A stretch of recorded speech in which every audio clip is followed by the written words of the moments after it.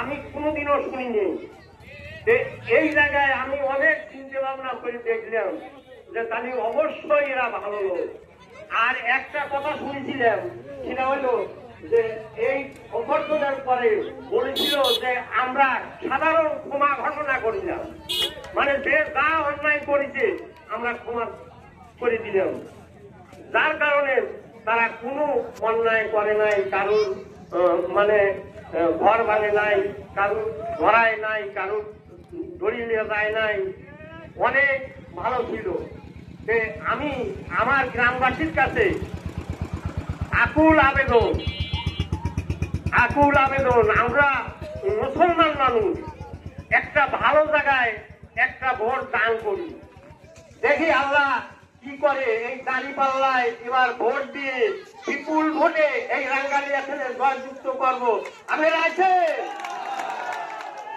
লিল্লাহে তাকবীর, লিল্লাহে তাকবীর।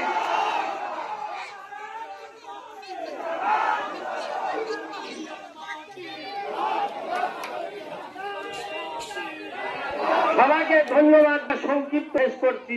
আসসালামু আলাইকুম। আমি অনেক ভুল আমি বলতে পারি না, তত ভালো করে যেটুকু বললাম তোমার দৃষ্টিতে দেখবেন। আসসালামু আলাইকুম। ধন্যবাদ সম্মানিত উপস্থিতি, ধন্যবাদ আব্দুল মান্নান সাহেবকে সম্মানিত উপস্থিতি।